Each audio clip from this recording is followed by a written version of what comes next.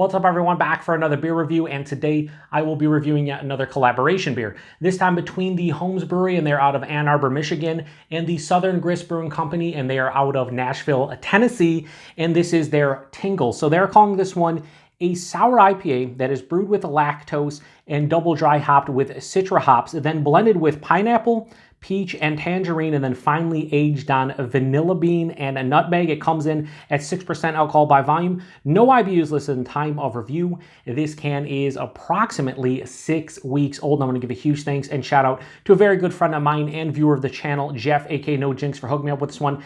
Jeff and his wife Mary came to the Western New York region recently, and we hung out, and he brought a bunch of beer for me. He brought a nice care pack. A lot of the beers he brought were from Holmes. They were sour IPAs, fruited sour IPAs, just a lot of goodies, and I will be reviewing the vast majority of them over the probably next month or two. So I don't know when you will see them, but definitely reviewing them. So this is a collaboration between Southern Grist and Holmes. I have never had anything from Southern Grist on the channel, never reviewed anything, but I've had beers from them at like beer fests and whatnot, and I really like what they do, and I obviously love what Holmes has done over the past couple years. I've drank a lot of their beers courtesy of Jeff, so huge thanks to Jeff again for this one and all the goodies from Holmes he's hooked me up with. This sounds like there's a lot going on.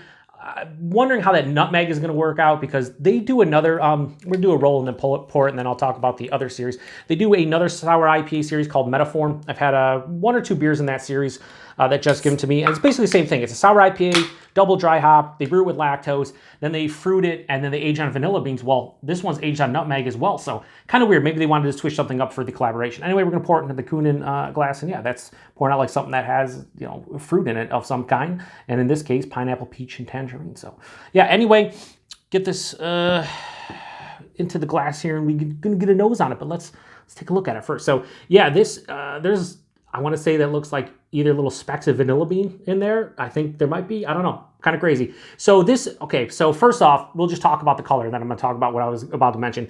That has this really deep orange color, like golden orange color. On cameras can be more dull. In person, wow. That looks like a glass of like mango juice or something. I had about a finger of this off-white colored head. Looked pretty creamy. It's not dissipated to thin film, probably because all of the fruit and fruit puree. So on the glass here, I can see the pectin. I don't know if it's gonna come off on camera a little bit closer, but there's pectin, fruit puree all over the place. So yeah, this definitely has fruit puree in it. Let's get a nose on it.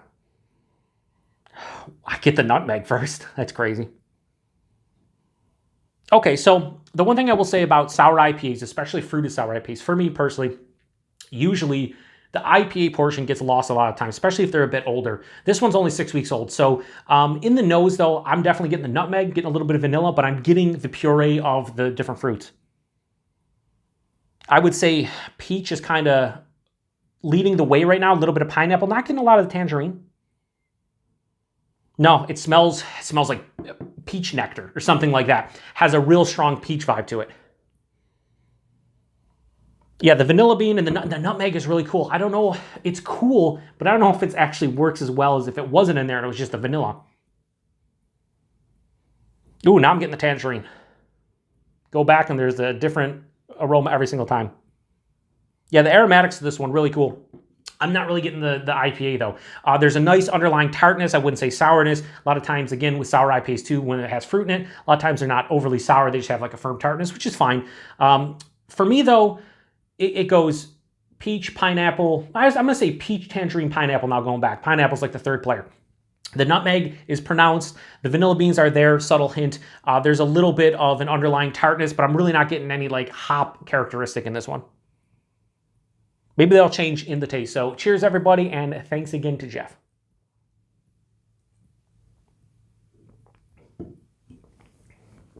That's delicious. Yes, it is. And wow, is there a lot of peach. That's a really nice beer. And it does have a firm tartness on the palate, which is really cool.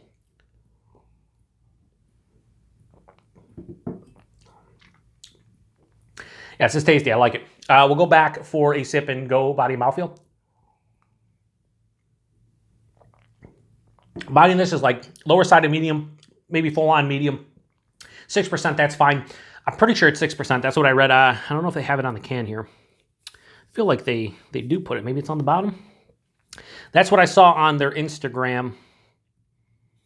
Probably just not seeing it correctly, but yeah, it's 6%. So 6% medium body is fine with that. Fruit puree, I was thinking maybe a little bit higher, but it's around medium.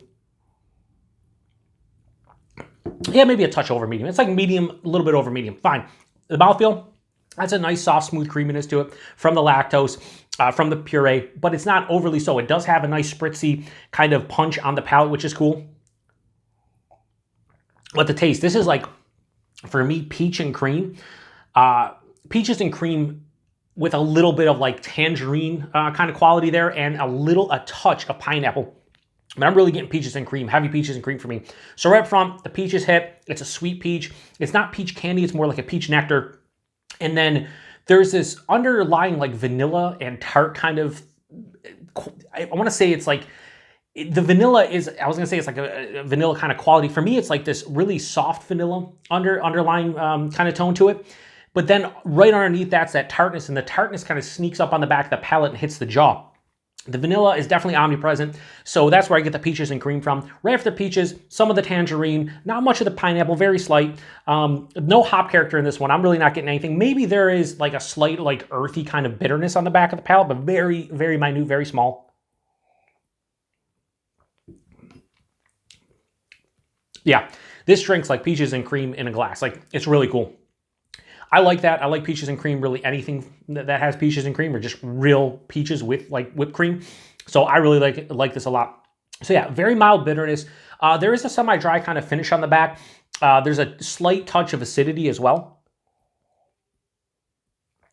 I'm drinking this up, as you can see. It's really good. Holmes knows what they're doing with the fruited sours, whether you want to call it a sour IPA, a fruited sour, whatever the case may be. I would say this, for me, isn't really a sour IPA. Again, I'm getting like a generic earthy kind of bitterness on the back of the palate. But if you just told me this was a fruited sour with those three fruits and the vanilla bean and nutmeg, sure. Here's the thing, in the taste, I'm not getting a huge blast of nutmeg. It seemed to be more in the aromatics than it did in the actual taste. Like, I was getting a decent blast of nutmeg in the nose. On the taste, it's getting kind of lost with everything else, which is fine. But the peaches and cream vibe to this one's really good. It's not anything, like, this isn't my favorite fruited IPA or fruited sour IPA or fruited sour in general from Holmes, but I think it's a really damn nice one. So, Tingle, collaboration between Holmes and Southern Grist. I'm going to give this a solid, 4.25 out of 5. I think it's really well made, really tasty. I like it. There's a little bit more acidity now in the back of the palate. Feels like maybe by the time I'm done with this can, I will have heartburn or some kind of acid reflux, but that's kind of how it is nowadays. Even when a beer doesn't have a huge sourness and it's just like this, like I said, this is firmly tart.